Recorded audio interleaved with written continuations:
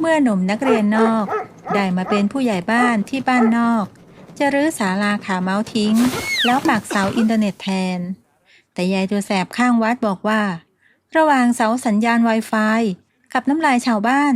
ใครกันแน่ที่แรงกว่ากันช่องใบไม้สตอรี่เสนอเรื่องผู้ใหญ่บ้านนักเรียนนอกท่ามกลางถนนลูกรังที่ทอดยาวสู่หมู่บ้านโคกปลาซิวเสียงล้อลากกระเป๋าเดินทางแบรนด์หรูของเจมในชุดเสื้อเชิ้ตแขนพับ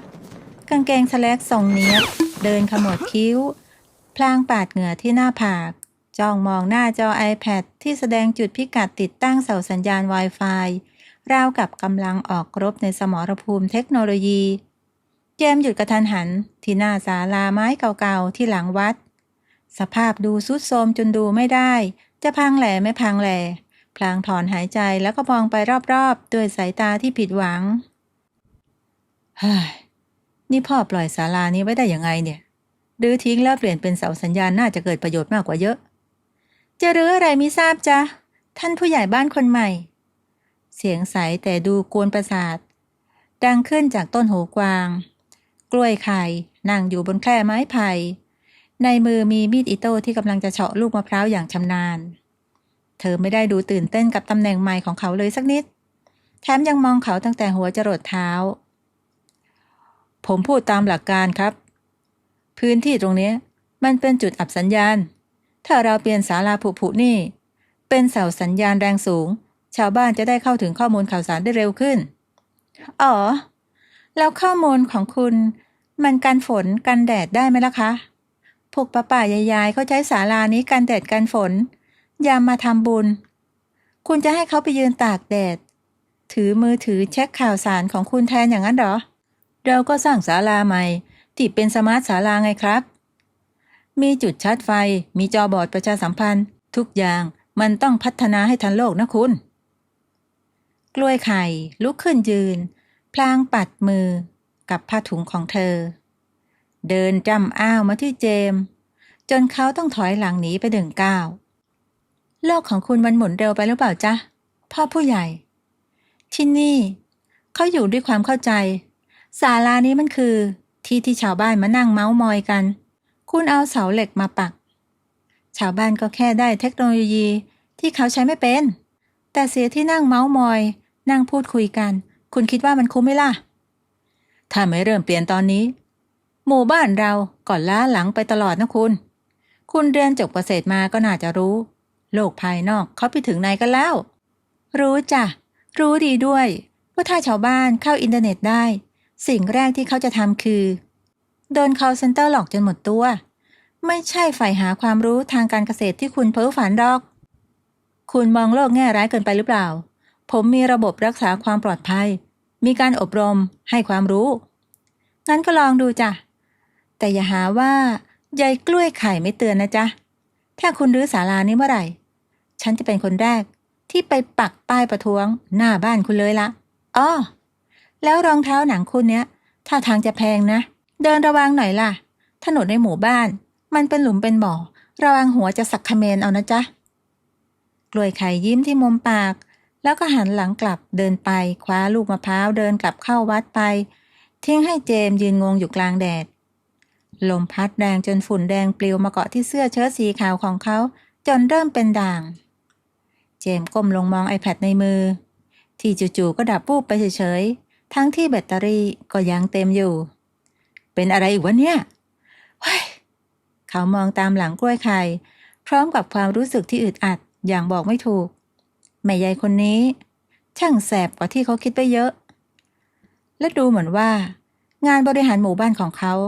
จะไม่ได้มีแค่เรื่องเทคโนโลยีเสียแล้วและแล้วเสาสัญญาณ Wi-Fi สีขาวแปลกตาก็ตั้งตระหง่านอยู่ข้างเล้าไก่หลังบ้านพักผู้ใหญ่เรียบร้อยผู้ใหญ่เจมยืนมองและตรวจสอบความเรียบร้อยผ่านหน้าจอ iPad เขาจงใจตั้งรหัสผ่านที่ซับซ้อนตามมาตรฐานสากลเพื่อฝึกให้ชาวบ้านเริ่มคุ้นเคยกับระบบความปลอดภัยทางดิจิทัลท่ามกลางเสียงไก่ขันและกลิ่นสาบฟางที่ดูจะเข้ากันไม่ได้เลยกับอุปกรณ์เทคโนโลยีเหล่านี้ เสียงเครื่องยนต์ซาเล้งที่ดังกระหึ่มเข้ามาจอดหน้าบ้านทำลายสมาธิของเจมส์ทันทีกล้วยไข่ก้าวลงมาจากรถพร้อมแผ่นลังกระดาษที่เขียนด้วยข้อความโตๆว่าเน็ตฟรีมีอยู่จริงแต่เข้าไม่ได้เธอเดินตรงมาหยุดตรงหน้าเสาสัญญาณพลางกอดอกมองเจมส์ด้วยสายตาที่ท้าทายคุณกล้วยไข่ผมทำงานอยู่นี่ไม่ใช่ที่สำหรับมาเปิดท้ายขายของนะใครบอกว่าฉันจะมาขายของล่ะฉันมาดูผลงานหอคอยงาช้างของคุณต่างหากประกาศเปล่าๆว่าจะได้ให้ชาวบ้านใช้ฟรีแต่ตั้งรหัสเป็นภาษาอังกฤษยาวเหยียดแถมมีสัญลักษณ์พิเศษปนมาอีกมันคือความปลอดภัยครับคุณกล้วยถ้าตั้งรหัสผ่านง่ายเกินไปใครจะรับผิดชอบหากข้อมูลรั่วไหลกล้วยไข่หัวเราะเบาๆก่อนจะชี้ไปที่กลุ่มชาวบ้านที่ยืนลังเลอยู่ไกลๆข้อมูลรั่วไหลลุงป้าเขาห่วงแค่ว่าเน็ตคุณจะแรงพอให้เขาดูการถ่ายทอดสดงานวัดคืนนี้หรือเปล่าเท่านั้นเอาแบบนี้ได้ไหมถ้าภายในชั่วโมงนี้ไม่มีใครเดินมาขอรหัสผ่านคุณแม้แต่คนเดียวคุณต้องเปลี่ยนรหัสตามใจฉัน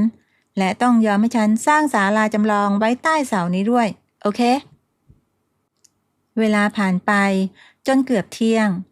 ท่ามกลางแดดร้อนระอุที่ทำให้เสื้อเชิ้ตของเจมส์เริ่มชุ่มไปด้วยเหงื่อกลับไม่มีชาวบ้านคนไหนเดินเข้ามาหาเขาเลยทุกคนกลับไปรุมล้อมอยู่ที่รถซาเล้งของกล้วยไข่ที่กำลังแจกข้าวเหนียวห่อเล็กๆพร้อมใบปลิววิธีเชื่อมต่อที่เขียนสั้นๆว่ารหัสปลาร้าแซ่บนี่คุณทำอะไรลงไปผมยังไม่ได้เปลี่ยนรหัสในระบบเลยนะฉันไม่ได้เปลี่ยนระบบของคุณหรอกแต่ฉันบอกชาวบ้านว่าถ้าใครอยากเล่นเน็ตให้มาหาฉันแล้วฉันจะกดรหัสให้เองแลกกับหน้าที่คนเฝ้าเสาคอยดูไม่ให้เด็กแสบที่ไหนมาซนแถวนี้คุณได้ช่วยคนดูแลระบบส่วนฉันชาวบ้านได้เล่นเน็ตโดยไม่ต้องจำภาษาอังกฤษของคุณวินไหมล่ะเจมส์ชะงักไปครู่หนึ่งเขาเพิ่งรู้ว่ากล้วยไข่ไม่ได้ใช้เทคโนโลยีสู้กับเขาแต่เธอใช้ต้นทุนทางสังคมบีบให้ระบบของเขาต้องพึ่งพาเธอนี่คุณมันเจ้าเล่ห์กว่าที่ผมคิดไว้เยอะนะฮะเขาเรียกว่าไหวพริบจ้ะท่านผู้ใหญ่พรุ่งนี้เตรียมแรงเอาไว้ด้วยนะฉันจะพาชาวบ้านมาขึ้นโครงศาลาใต้เสานี้อย่าสายล่ะเพราะคนแถวนี้เขาทำงานตามพระอาทิตย์ขึ้นไม่ได้ทำงานตามเวลาสมาร์ทวอทช์ของคุณกล้วยไข่ขับซาเล้งจากไปทิ้งไว้เพียงกลิ่นปลาร้าจางๆและความพ่ายแพ้ที่2ของเจมส์เขายืนมอง iPad ในมือที่มีคราบนิ้วมือมันแววประทับอยู่วันต่อมาที่ใต้ต้นหูกวางกลิ่นน้ำมันและเสียงเลื่อยไม้ดังระงมไปทั่วลานวัดโคกปลาซิวตั้งแต่เช้าตรู่เจมส์ยืนมองกองไม้กระดานและเสาเก่าที่ถูกขนมาวางกองพะเนินอยู่ข้างเสาสัญญาณ Wi-Fi ราคาสูงลิบลิ่วของเขาด้วยสายตาที่ไม่สบอารมณ์นักเขารู้ว่านี่คือแผนการของการรุกคืบของใยตัวแสบที่ต้องการจะเปลี่ยนพื้นที่นวัตกรรมของเขาให้กลายเป็นสภากาแฟในคราบศาลาไม้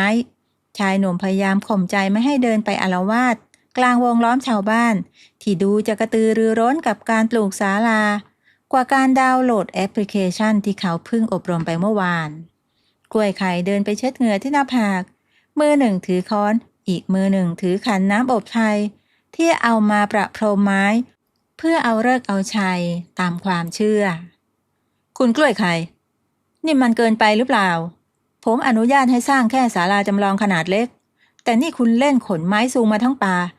แถมยังวางรากฐานทับสายเคเบิลใต้ดินของผมอีกเจมส์เดินเลี้ยวลงมาจากบันไดบ้านพักตรงเข้าไปหยุดกึ่งกลางวงล้อมของคนงานที่กำลังตอกตะปูกล้วยไข่เงยหน้าขึ้นมองพลางยิ้มยั่วพิงเสาไม้ที่เพิ่งตั้งตรงซุงที่ไหนกันจ๊ะนี่มันเศษไม้เหลือใช้จากโรงครัววัดทั้งนั้นเลยส่วนเรื่องสายเคเบิลน่ะฉันให้ลุงชิดแกขุดเช็คดูแล้วแกบอกว่าสายไฟเส้นนิดเดียวมันหลบเสาไม้ต้นเท่าขาฉันได้สบายๆอย่าทำเป็นเรื่องใหญ่ไปหน่อยเลยจ้ามันคือสายไฟเบอร์ออปติกครับถ้ามันพับหรือมีแรงกดทับ สัญญาณมันจะดรอปลงแล้วโครงการสมาร์ทวิลเลจของผมก็จะกลายเป็นหมู่บ้านเต่าคลานเพราะศาลาไม้หน้าตาโบราณของคุณนี่แหละโบราณแต่กินอิ่มนอนหลับนะจ๊ะคุณเจมส์ดูนั่นสิกล้วยไข่ชี้ไปที่กลุ่มแม่บ้านที่หอบตะกร้าส้มตำและข้าวเหนียวมานั่งรอที่ฐานศาลาที่ยังสร้างไม่เสร็จด้วยซ้ำชาวบ้านเขาไม่ได้ต้องการสัญญาณแรงสูงทะลุฝาบ้านมาตลอดเวลาหรอกนะเขาต้องการที่นั่งเล่นพูดคุยกันแลกเปลี่ยนสารทุกข์สุขดิบกันไม่ใช่คุยผ่านหน้าจอที่เห็นแต่ตัวหนังสือผมเข้าใจเรื่องสังคม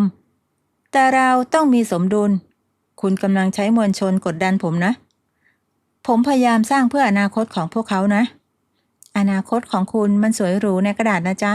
แต่ปัจจุบันพวกเขาคือความเหงาที่ลูกหลานหนีไปทำงานกรุงเทพศาลานี่แหละที่จะช่วยให้พวกเขาไม่เป็นโรคซึมเศร้าถ้าคุณคิดว่าเทคโนโลยีของคุณมันวิเศษคืนนี้งานวัดวันแรกเราลองมาแข่งกันดูไหมแข่งอะไรแข่งดึงคนเข้าพื้นที่อะไรจ๊ะฝั่งเสาเหล็กของคุณมีเน็ตฟรีมีจอบอร์ดประชาสัมพันธ์ส่วนฝั่งศาลาไม้ของฉันมีแค่กองไฟกับเรื่องเล่าคนเก่าๆถ้าใครดึงคนให้อยู่ในพื้นที่นานกว่ากันฝั่งที่ต้องแพ้ก็ต้องยอมทำตามคำสั่งฝั่งชนะ1 ข้อโดยไม่มีเงื่อนไขตกลงผมจะแสดงให้เห็นว่าคอนเทนต์ระดับโลกในหน้าจอมันน่าสนใจกว่าเรื่องเล่าซ้ำๆของคนแก่แถวนี้สิอีกได้จ้ะแล้วคุณจะได้รู้ว่าความเร็วของคุณมันสู้ความอุ่นของกองไฟได้ไหมคืนนั้นลานวัดถูกแบ่งออกเป็น2 ฝั่งชัดเจนฝั่งของเจมส์สว่างไสวด้วยไฟ LED และจอโปรเจคเตอร์ขนาดใหญ่ที่ฉายสารคดีการเกษตรระดับโลกส่วนฝั่งกล้วยไข่นั้นมีเพียงแสงตะเกียงน้ำมันก๊าซวูบวาบและเสียงหัวเราะของชาวบ้านที่รุมล้อมฟังเรื่องตำนานหมู่บ้านโคกปลาซิวเจมส์นั่งมองหน้าจอ iPad ที่โชว์ตัวเลขผู้เชื่อมต่อสัญญาณซึ่งพุ่งขึ้นในช่วงแรกแต่หลังจากนั้นไม่นานตัวเลขกลับค่อยๆดรอปลงอย่างน่าใจหายชายหนุ่มเดินออกไปดูสถานการณ์ภายนอกแล้วก็ต้องตกตะลึงเมื่อพบว่าชาวบ้านที่เคยตื่นเต้นกับจอขนาดใหญ่กลับพากันหันหลังให้จอแล้วมองไปทางศาลาไม้ของกล้วยไข่เพราะเธอกำลังใช้สัญญาณ Wi-Fi ของเจมส์เสียเองแต่ไม่ใช่เพื่อดูสารคดีเธอเปิดไลฟ์สดให้ชาวบ้านได้เห็นหน้าตาลูกหลานที่ทำงานอยู่ไกลผ่านหน้าจอขนาดใหญ่ที่กล้วยไข่ลงทุนยืมทีวีเก่ามาตั้งไว้ที่ศาลานี่คุณแย่งแบนด์วิดต์ผมไปทำเรื่องส่วนตัวแบบนี้ได้เหรอไม่ใช่เรื่องส่วนตัวนะจ๊ะผู้ใหญ่นี่คือหัวใจของเทคโนโลยีที่คุณแบกมาไงล่ะดูสิชาวบ้านเขาไม่ได้อยากรู้หรอกว่าคนอเมริกาเขาปลูกข้าวสาลียังไงเขาแค่อยากรู้ว่าลูกหลานที่กรุงเทพกินอิ่มนอนหลับสบายดีไหมคุณให้เน็ตเขาได้แต่ฉันให้เหตุผลที่เขาจะใช้มันนะจ๊ะเจมส์นิ่งอึ้ง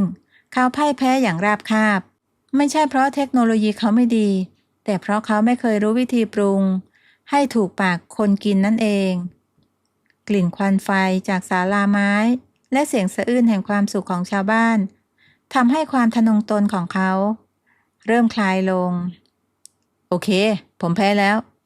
คุณต้องการให้ผมทำอะไรข้อแรกพรุ่งนี้ไปช่วยฉันทาสีที่ศาลาใส่เสื้อผ้าเก่าๆและข้อ2รหัสผ่านเน็ตคืนนี้เปลี่ยนให้เป็นกล้วยไข่สวยมากถ้าไม่เปลี่ยนฉันจะแฉเรื่องที่คุณแอบสั่งพิซซ่ามากินคนเดียวเมื่อคืนนี้คุณรู้ได้ไงกล้วยไข่ไม่ตอบแต่เดินทำเพลงหายเข้าไปในกลุ่มชาวบ้านทิ้งให้เจมส์ยืนอยู่ท่ามกลางแสงไฟ LED ที่ดูจะจืดชืดลงทันตาเห็นเขารู้สึกว่านอกจากเสียพื้นที่ใต้ต้นหูกวางแล้วเขากำลังจะเสียพื้นที่ในใจให้กับยายตัวแสบคนนี้ด้วยวันต่อมากระดานไม้สีขาวที่ถูกสกรีนสัญญาณ QR Code ขนาดใหญ่เบ้อเริ่มตั้งเรียงรายอยู่หน้าซุ้มขายสินค้าในชุมชนในงานประจำปีเจมส์ในชุดผ้าไทยที่ตัดเย็บอย่างทันสมัยยืนตรวจความเรียบร้อยของระบบชำระเงินไร้เงินสดที่เขาอุตส่าห์ประสานงานกับธนาคาร ให้ข้ามาติดตั้งให้ถึงที่ชายหนุ่มมั่นใจว่าคราวนี้เขาจะโชว์ความโปร่งใสและเทคโนโลยีที่ตรวจสอบได้ให้กับชาวบ้านได้เห็นโดยเฉพาะการเก็บเงินทำบุญเข้าวัดที่จะต้องผ่านระบบบัญชีดิจิทัลทั้งหมดเพื่อป้องกันการรั่วไหลคราวนี้ไม่มีใครโกงเงินวัดได้แน่นอนครับหลวงตาข้อมูลทุกบาททุกสตางค์จะวิ่งเข้าบัญชีวัดโดยตรงผ่านหน้าจอของผมเลยครับหลวงตามองหน้าจอ iPad ของเจมส์พลางยิ้มอย่างเมตตาแต่ยังไม่ทันที่จะกล่าวอะไรเสียงกลองยาวขบวนหนึ่งก็ดังขัดจังหวะขึ้นเสียก่อนกล้วยไข่นำขบวนชาวบ้านเดินเข้ามาพร้อมกับพุ่มกฐินยักษ์ที่ประดับประดาด้วยธนบัตรใบละ20 บาทใบละ100พับเป็นนกยูงอย่างสวยงามและที่สำคัญที่สุดบนยอดพุ่มนั้นมีไข่เค็มและปลาแห้งแขวนระยะอยู่รอบพุ่มคุณกล้วยไข่ผมบอกแล้วไงว่างานนี้ผมใช้ระบบไร้เงินสดเพื่อความสะอาดและทันสมัยพุ่มกฐินพรุงพรังแบบเนี้ยมันจัดการยากแถมยังเป็นแหล่งสะสมเชื้อโรคอีกด้วยกล้วยไข่หยุดชะงักพลางปาดเหงื่อแล้วเดินเข้ามาหาเจมส์โดยมีกลุ่มแม่บ้านที่หอบฉลอมใส่ของป่าเดินตามมาติดๆผู้ใหญ่ชาวบ้านเขาไม่มีสมาร์ทโฟนไว้สแกนรหัสของคุณหรอกแต่เขาใจใหญ่พอที่จะสละไข่ไก่ในเล้าปลาในนามาถวายให้กับวัดคุณจะให้เขาเอาไข่เค็มไปสแกนที่ช่องไหนไม่ทราบเราสามารถตีมูลค่าเหล่านั้นได้นี่บัญชีน่ะมันเรื่องของตัวเลขแต่บุญน่ะมันเรื่องของความสบายใจนั่นแหละระบบดั้งเดิมที่ไม่มีหลักฐานยืนยันครับถ้ามีคนแอบอ้างหยิบเงินจากพุ่มกฐินไปล่ะกล้วยไข่ยิ้มที่มุมปากอย่างมีเล่ห์ในก่อนจะชูสายสิญจน์เส้นหนาที่โยงจากพุ่มกฐินไปยังกล่องรับบริจาคไม้เก่าที่นี่เขามีระบบล็อกทิศทางจ้ะใครกล้าหยิบเงินบุญไปใช้ในทางที่ผิดครูบาอาจารย์เห็นหมดและที่สำคัญชาวบ้านที่นี่เขาจำหน้าคนทำบุญได้แม่นกว่ากล้องวงจรปิดของคุณเสียอีกแต่คุณกล้วยไข่โลกมันเปลี่ยนไปแล้วนะการพึ่งพาสิ่งศักดิ์สิทธิ์อย่างเดียวมันไม่ได้สิ่งที่ทำให้เจมส์พ่ายแพ้อย่างราบคาบที่สุดก็คือลุงชิดเดินถือเหรียญ10บางๆมาหย่อนลงในกล่องไม้ของกล้วยไข่พร้อมกับกล่าวว่าแกมั่นใจว่าเงินนี้จะนำไปสร้างโบสถ์จริงๆผิดกับเครื่องมือของผู้ใหญ่ที่แกไม่รู้ว่าจะใช้ยังไงเจมส์ยืนมองภาพนั้นด้วยความจุกในอกเขาเพิ่งเข้าใจว่าความเชื่อใจที่เขาพยายามจะสร้างด้วยเทคโนโลยีการเข้ารหัสที่ซับซ้อนมันเทียบไม่ได้กับความไว้ใจผมแพ้อีกแล้วผมลืมไปว่าเทคโนโลยีมันสร้างความโปร่งใสได้แต่มันเรียกศรัทธาไม่ได้รู้ตัวแล้วว่าแพ้ก็เอาไปกินซะจะได้มีแรงข้อตกลงของเราคือคุณต้องขึ้นไปประกาศยอดบนเวทีแต่ห้ามพูดเรื่องบัญชีดิจิทัลบ้าบออะไรนั่นให้บอกแค่ว่าไข่เค็มกี่ฟองข้าวสารกี่ถังและขอบคุณชาวบ้านทุกคนจากใจจริงทำได้ไหมล่ะจ๊ะพ่อผู้ใหญ่เจมส์รับคำแล้วก็ถือไมค์ขึ้นไปบนเวทีและพูดตามที่กล้วยไข่บอกคืนนั้นเจมส์ขึ้นเวทีประกาศยอดบัญชีด้วยภาษาที่เรียบง่ายเสียงปรบมือของชาวบ้านดังสนั่นลานวัดเขาเหลือบไปเห็นกล้วยยืนพิงศาลาไม้อยู่ไกลๆเธอส่งยิ้มให้เขาเป็นยิ้มที่ไม่ได้มีความสะใจแต่เหมือนเป็นการยอมรับในความพยายามของเขาเจมส์กระเทาะไข่เค็มเข้าปากความเค็มของมันทำให้เขารู้สึกว่าบางทีรสชาติของโคกปลาซิวนี้ก็ไม่ได้เลวร้ายอย่างที่เขาคิดวันหนึ่งเสียงเครื่องจักรกลหนักที่ดังกระหึ่มที่ชายป่าท้ายวัดทำเอาเจมส์ต้องละสายตาจากแล็ปท็อปที่เขากำลังออกแบบฝังระบบชลประทานชายหนุ่มขมวดคิ้วเมื่อเห็นกลุ่มชายชะกันในชุดซาฟารีแปลกหน้ากำลังกางพิมพ์เขียวลงบนโฉนดที่ดินร้างที่ติดกับที่ดินของวัดเขาจำได้ว่าที่ดินผืนนั้นเป็นที่สาธารณะที่ชาวบ้านใช้เก็บของป่าแต่ดูเหมือนข้อมูลในมือถือของเขาไม่ได้อัปเดตเรื่องการกว้านซื้อที่ดินครั้งใหญ่ที่กำลังจะเกิดขึ้นเจมส์รีบตรงไปยังที่เกิดเหตุ แต่เขากลับต้องชะงักเมื่อเห็นกล้วยไข่ยืนขวางหน้ารถแบ็คโฮอยู่ก่อนแล้วในมือของเธอไม่ได้ถือค้อนหรือมีดอิโต้เหมือนทุกวันแต่กลับเป็นแฟ้มเอกสารเก่าและกล้องดิจิทัลที่เธอกำลังกดชัตเตอร์รัวๆเพื่อเก็บภาพและรายละเอียดอย่างใจเย็นคุณกล้วยไข่ถอยออกมาเถอะครับตรงนี้มันอันตรายพวกนี้ดูเหมือนไม่ใช่คนแถวนี้นะถ้าฉันถอยวันหน้าคุณอาจจะไม่มีทางเดินเข้าหมู่บ้านก็ได้นะผู้ใหญ่ดูนั่นเขาปักหมุดแล้วก็ล้ำเข้ามาในเขตวัดเกือบ2 เมตรแน่ถ้าฉันไม่ถ่ายรูปไว้เป็นหลักฐานป่านนี้เขาคงเนียนขุดล้อมไม้พยุงออกไปหมดแล้วผมตรวจสอบข้อมูลที่ดินออนไลน์แล้วพิกัดตรงนี้เป็นสีเขียวนะครับโลกดิจิทัลของคุณมันตามแล่เหลี่ยมโฉนดกระดาษไม่ทันหรอกจ้ะพวกนี้มักใช้ช่องโหว่ทางกฎหมายที่ดินเก่ามาสวมสิทธิ์กว่าระบบของคุณจะแจ้งเตือนป่านี้คงจะกลายเป็นรีสอร์ทหรูไปแล้วเจมส์เริ่มเห็นเขาลางความยุ่งยากเขาเดินไปยืนเคียงข้างกล้วยไข่พลางพยายามใช้ความเป็นเจ้าหน้าที่รัฐเข้าเจรจาแต่ดูเหมือนกลุ่มชายชะกันเหล่านั้นจะไม่สนใจแถมยังขู่กลับด้วยอิทธิพลของนายทุนใหญ่จนสถานการณ์เริ่มบานปลายเอาแบบนี้ไหมผู้ใหญ่ในเมื่อวิชาบริหารบ้านเมืองของคุณมันสู้ระบบมาเฟียไม่ได้ลองมาใช้แผนซ้อนแผนของกล้วยไข่ไหมคุณมีแผนอะไรผมไม่สนับสนุนการใช้กำลังนะคุณใครบอกว่าฉันจะใช้กำลังฉันจะใช้ความเชื่อที่คุณเคยแอนตี้นักหนาไงเล่านี่คุณจะให้ผมทำโฮโลแกรมหลอกคนน่ะเหรอมันผิดจรรยาบรรณนะจรรยาบรรณเก็บไว้ให้คนที่โกงชาวบ้านเถอะจ้ะแต่กับคนที่โกงที่ดินทำมาหากินเราต้องใช้ความสยองเข้าข่มหรือคุณจะยอมให้เขาหรือเสา Wi-Fi ของคุณทิ้งล่ะตกลงผมจะใช้โปรเจคเตอร์ความเข้มแสงสูงกับโดรนติดไฟ LED สร้างภาพลวงตาให้สยองที่สุดคืนนั้นท่ามกลางความมืดมิดของป่าท้ายวัดกลุ่มนายทุนที่แอบลักลอบขยับหมุดที่ดินเพิ่มเติมต้องขวัญกระเจิงเมื่อจู่ๆมีแสงไฟนวลบูบวาบเหนือยอดไม้พร้อมกับเสียงเห่าหอนของหมาจากลำโพงไร้สายรอบทิศทางภาพเงาสูงระงานของเจ้าที่เจมตัดต่ออย่างแนบเนียนถูกฉายลงบนม่านหมอกควัน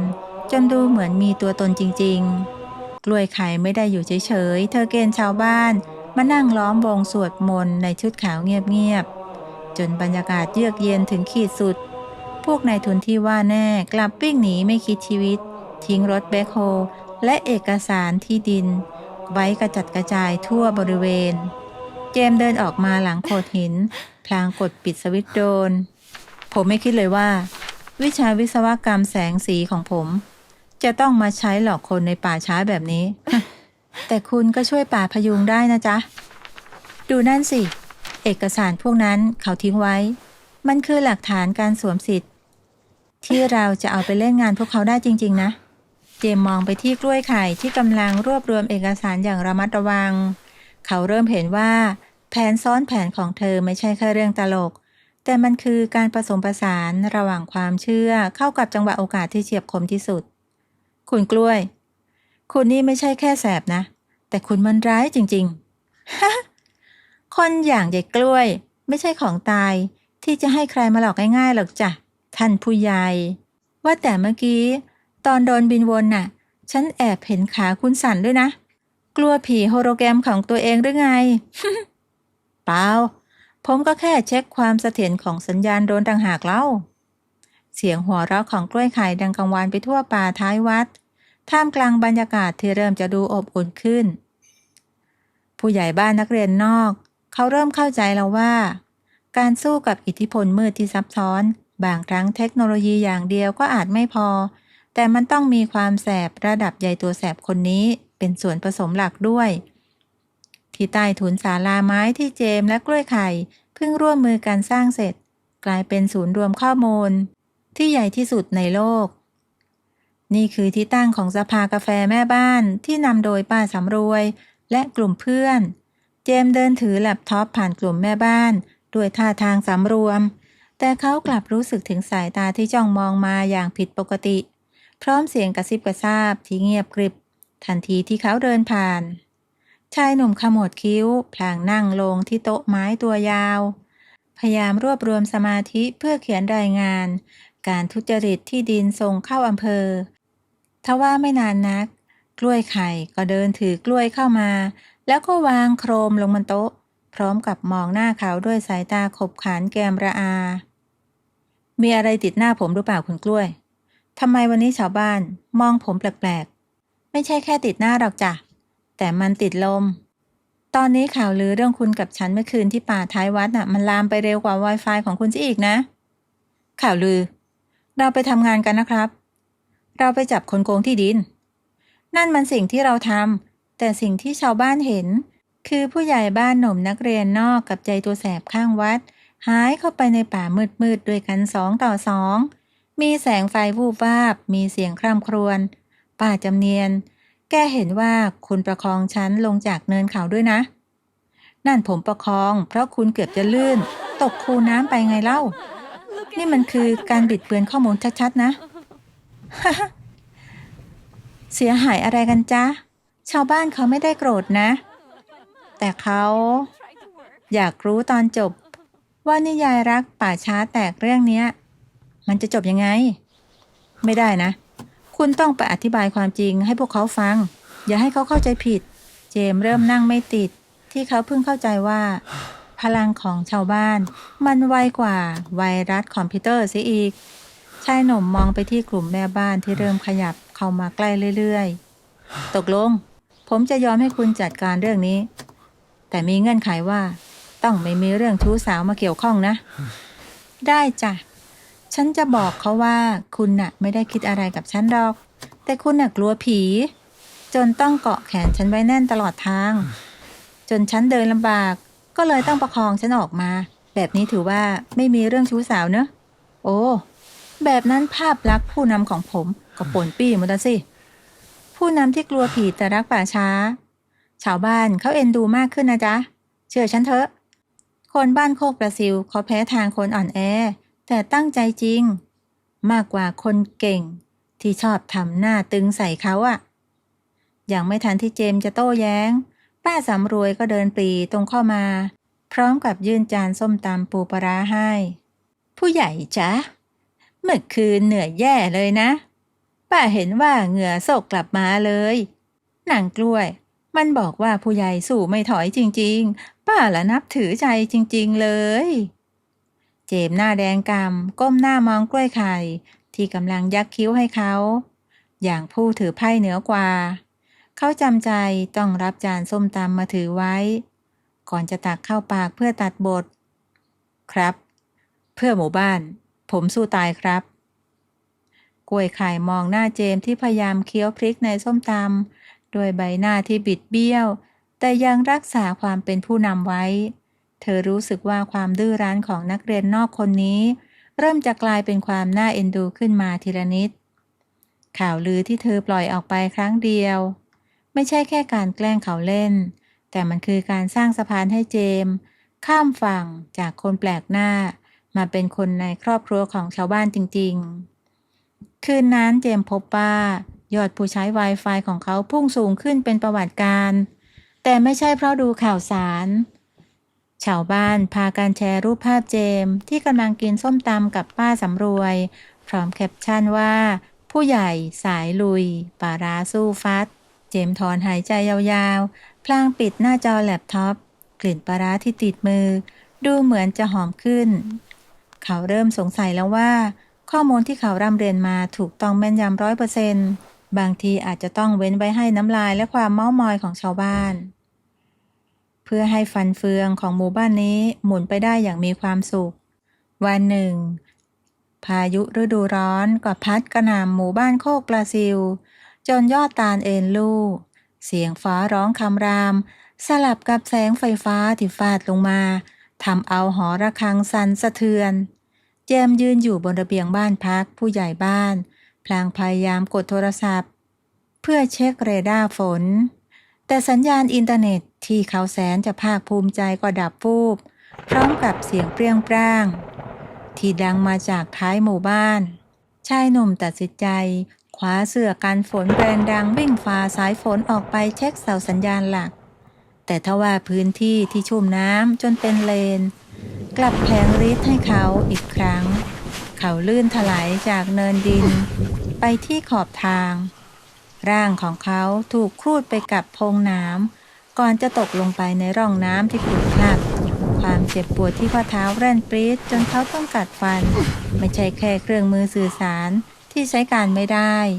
แต่ตอนนี้ร่างกายของเขาขยับไม่ได้เลย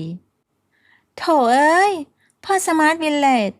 มานอนวัดรอยเท้าอยู่ตรงนี้นี่เองเหรอน้ำเสียงกังวานใสที่แข่งกับเสียงฝนทำให้เจมส์เงยหน้าขึ้นมองกล้วยไข่ยืนอยู่บนขอบทางในชุดกันฝนพลาสติกสีเหลืองอ๋อยในมือถือตะเกียงพายุที่ส่องแสงสีส้มรำไรเธอไม่ได้หัวเราะเยาะเหมือนทุกครั้ง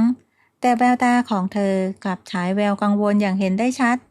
กล้วยไข่รีบกระโดดลงไปช่วยเขาในร่องน้ำโดยไม่กลัวเปื้อนโคลนคุณกล้วยไข่อย่าลงมามันอันตรายนะผมก็แค่ลื่นน่ะเดี๋ยวผมก็ลุกไหว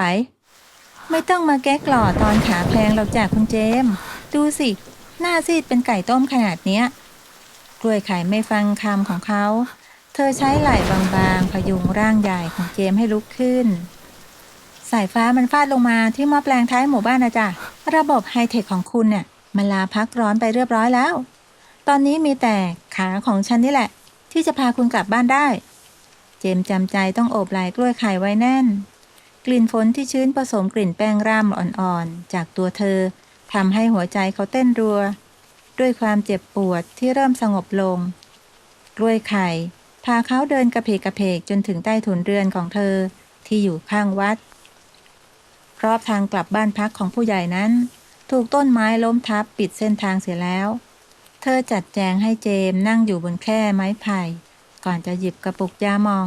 และเหล้าขาวผสมสมุนไพรสูตรเจ้าอาวาสออกมาเธอค่อยๆบรรจงถอดรองเท้าหนังราคาแพงของเขาที่ชุ่มไปด้วยโคลนออกมาอย่างเบามือขอบคุณนะผมไม่คิดเลยว่าพายุลูกเดียวจะทำให้แผนของผมจะพังพินาศขนาดนี้สื่อสารไม่ได้เลยช่วยเหลือใครก็ไม่ได้ผมมันเป็นผู้ใหญ่บ้านที่ใช้ไม่ได้จริงๆกล้วยไข่เงยหน้าขึ้นมองเขามือยังคงนวดคลึงที่ข้อเท้าของเขาอย่างใจเย็นเทคโนโลยีมันก็แค่อุปกรณ์นะจ๊ะคุณเจมส์มันก็มีวันพังมีวันฐานหมดแต่สิ่งที่ไม่มีวันพังก็คือความเอื้ออาทรของคนในชุมชนตอนนี้ลุงชิดกับพวกลุงออกไปช่วยกันตัดต้นไม้ที่ล้มขวางทางแล้วโดยไม่ต้องรอให้คุณส่งข้อความสั่งการเลยนั่นสิผมมัวแต่สร้างเครือข่ายไว้สวยจนลืมมองเครือข่ายชีวิตที่อยู่รอบตัวคุณไม่ใช่ผู้ใหญ่บ้านที่ไม่เอาไหนหรอกนะคุณแค่ใหม่เกินไปสำหรับที่นี่ความเก่งของคุณน่ะมันมีประโยชน์แน่แต่คุณต้องใช้มันให้ถูกจังหวะด้วยเหมือนยาหม่องนี่ไงล่ะถ้าทาไม่ถูกจุดมันก็แค่ร้อนผิวเฉยๆมันไม่ได้ช่วยให้หายปวดหรอกแสงไฟจากตะเกียงวูบวาบตามแรงลมเงาของทั้งคู่ทาทับบนฝาขัดแตะไม้ไผ่เจมมองดูหญิงสาวที่เคยเดินปะทะคารมกันบัดนี้เธอกลับกำลังดูแลเขาด้วยความใส่ซื่อและน้ำใจที่หาไม่ได้ในตำราบริหารธุรกิจจุดอ่อนภายใต้ชุดสูทและมาดเน่งขรึมของเขาถูกกล้วยไข่เปิดอกจนหมดเปลือกแต่มันกลับทำให้เขารู้สึกมั่นใจกล้วยไข่ถ้าไม่มีคุณผมคงแย่กล้วยไข่ชะงักมือเล็กน้อยหน้าแดงระเรื่อขึ้นท่ามกลางแสงสลัว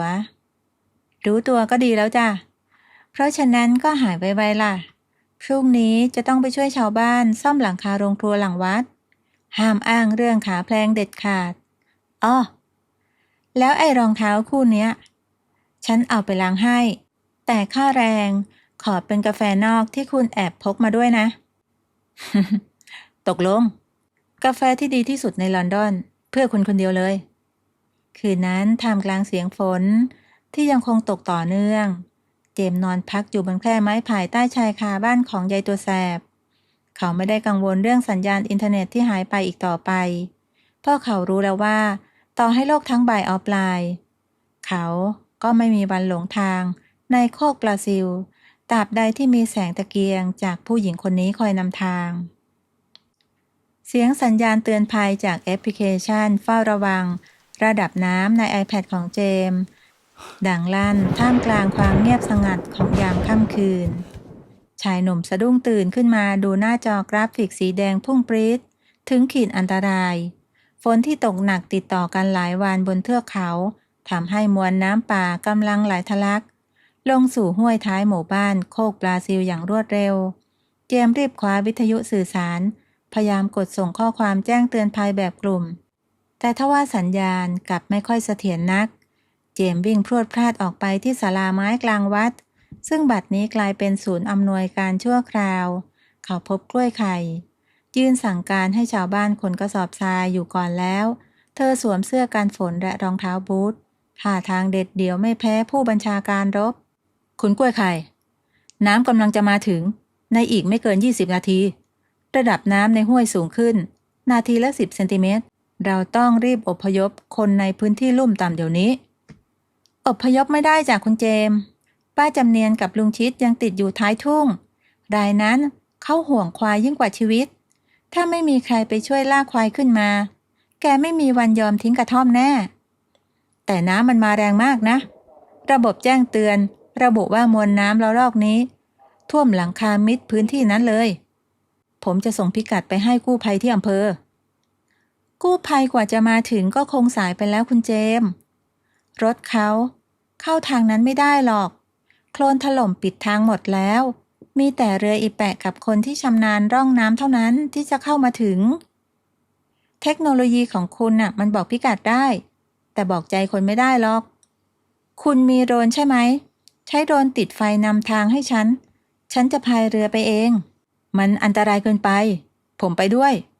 ผมมีกล้องตรวจจับความร้อนในโดรนผมจะชี้ทางให้คุณเห็นว่าตรงไหนน้ำลึกตรงไหนน้ำเชี่ยวท่ามกลางสายฝนที่โหมกระหน่ำเจมส์บังคับโดรนให้บินต่ำนำหน้าเรืออีแปะที่กล้วยไข่กำลังพายแสงไฟ LED จากโดรนตัดผ่านม่านฝนช่วยให้กล้วยไข่เห็นที่กีดขวางที่ซ่อนอยู่ใต้น้ำเจมส์ใช้หน้าจอ iPad วิเคราะห์ทิศทางน้ำไหลราวกับนักยุทธศาสตร์พลางตะโกนบอกทางวิทยุสื่อสารอีก50 เมตรทางซ้าย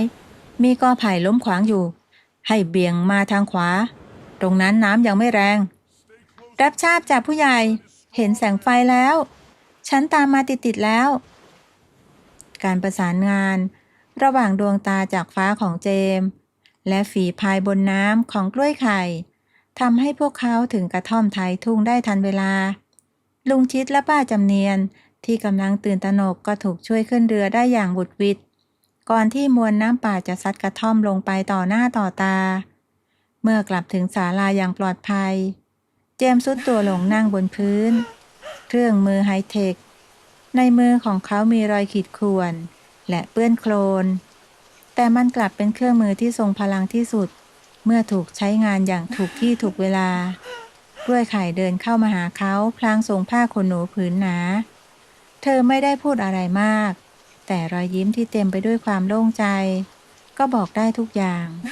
ถ้าไม่มีความชำนาญเรื่องร่องน้ำของคุณผมคงหาทางเข้าไม่เจอแน่และถ้าไม่มีไฟนำทางจากกล้องของคุณเรือฉันก็คงคว่ำตั้งแต่กอไผ่แรกแล้วเห็นไหมคุณเจมส์ว่าเทคโนโลยีมันก็มีหัวใจได้ถ้าคนใช้รู้จักคำว่าพวกเรามากกว่าคำว่าระบบส่วนควายของป้าจำเนียนและลุงชิดโชคดีที่มันตัวใหญ่พอไม่ไหลไปกับน้ำมันจึงไม่เป็นอะไรเจมส์มองดูชาวบ้านที่เข้ามาช่วยกันประคองลุงชิดและป้าจำเนียนไปหาผ้าห่มอุ่นๆกลิ่นน้ำมันมวยและควันไฟจากกองไฟเริ่มอบอวลไปทั่วศาลาชายหนุ่มรู้สึกถึงความอบอุ่นที่ไม่ได้มาจากอุณหภูมิแต่มาจากเครือข่ายความรักที่ไม่มีสัญญาณเคเบิลพรุ่งนี้ผมจะเริ่มเขียนแผนป้องกันน้ำท่วมถาวรนะครับโดยเอาข้อมูลพิกัดของคุณเป็นที่ตั้งฮะ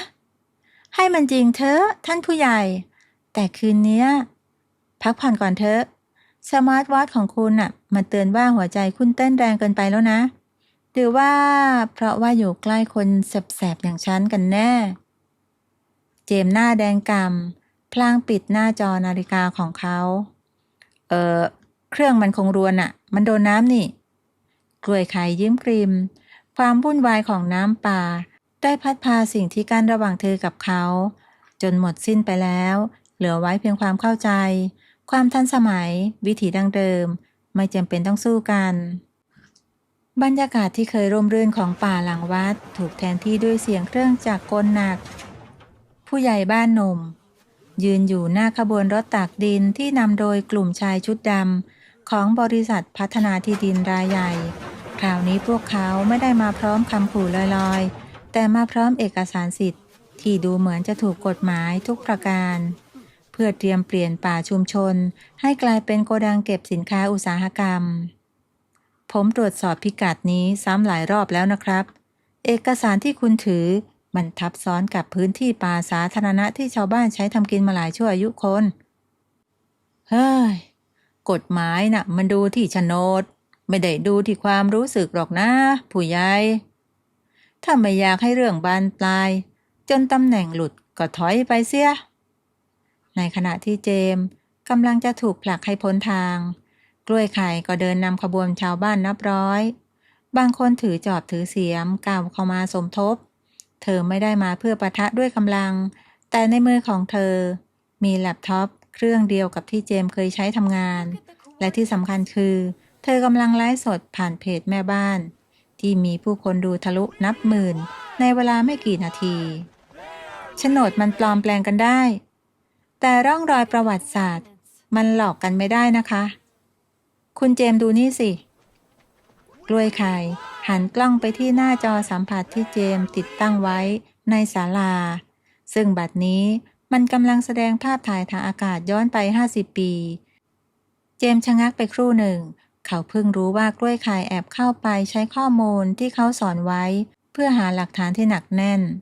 พอที่จะล้มยักษ์ได้ใช่ครับและผมได้ส่งข้อมูลชุดนี้ไปกรมที่ดินและสื่อมวลชนทุกแขนงแล้วสถานการณ์เริ่มตึงเครียดเมื่อฝ่ายนายทุนเห็นท่าไม่ดีพยายามจะยึดอุปกรณ์สื่อสารของกล้วยไข่เจมส์ไม่รอช้าเขาเข้าขวางใช้ความรู้ด้านไอที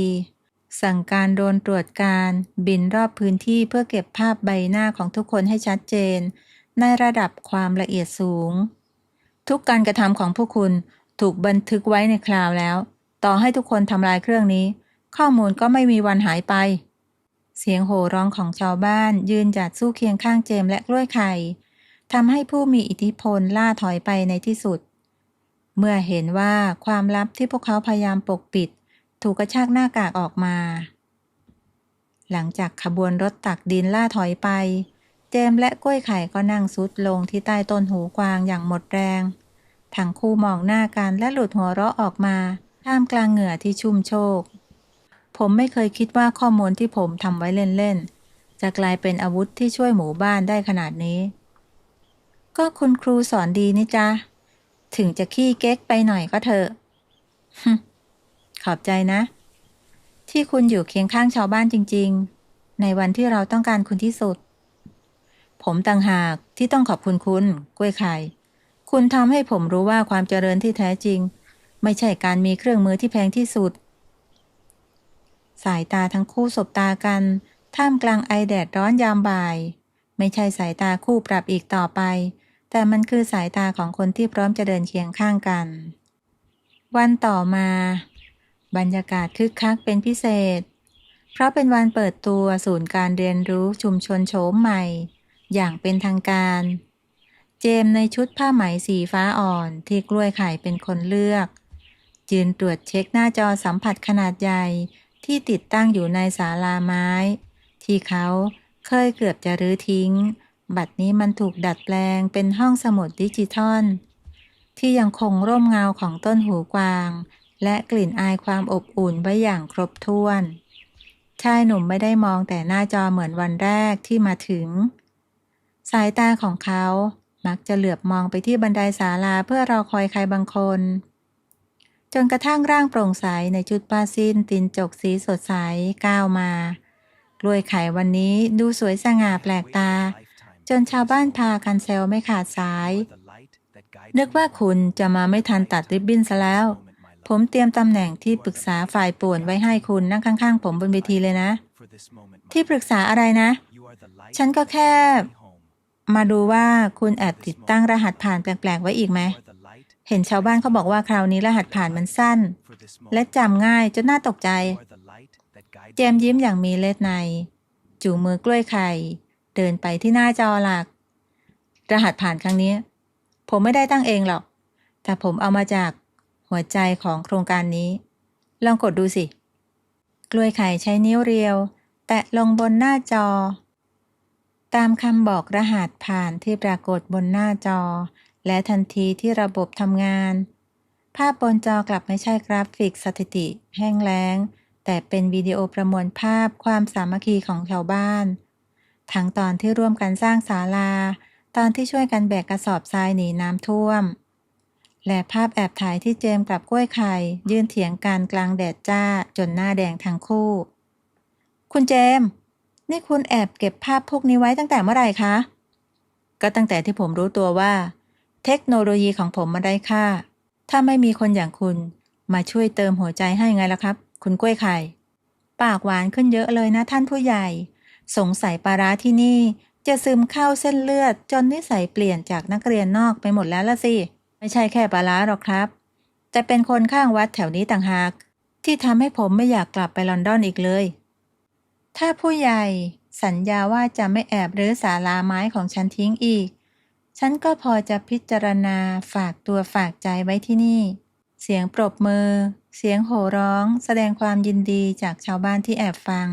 อยู่ที่ใต้ถุนศาลาดังสนั่น ป้าสำรวยก็ถึงกับปาดน้ำตา พลางตะโกนว่า เห็นไหมล่ะ ข่าวลือที่ป้าปล่อยมันได้ผลจริงๆ เจมส์หัวเราะร่า พลางคว้าข้อมือของกล้วยไข่มากุมไว้ ท่ามกลางวิถีชีวิตที่เรียบง่าย แต่เต็มไปด้วยเทคโนโลยีที่เข้าใจมนุษย์ หมู่บ้านโคกปลาซิวโฉมใหม่ ไม่ได้มีแค่สัญญาณ Wi-Fi ที่แรงที่สุดในตำบล แต่ยังมีความรักที่มั่นคงที่สุด เชื่อมต่อหัวใจของนักเรียนนอกขี้เก๊กกับยายตัวแสบข้างวัดเข้าด้วยกันตลอดไป จบบริบูรณ์ เป็นยังไงกันบ้างคะ ถูกใจกันบ้างไหมคะ หากชอบคลิปนี้ช่วยกดไลค์ กดแชร์ และคอมเมนต์เป็นกำลังใจให้แอดด้วยนะคะ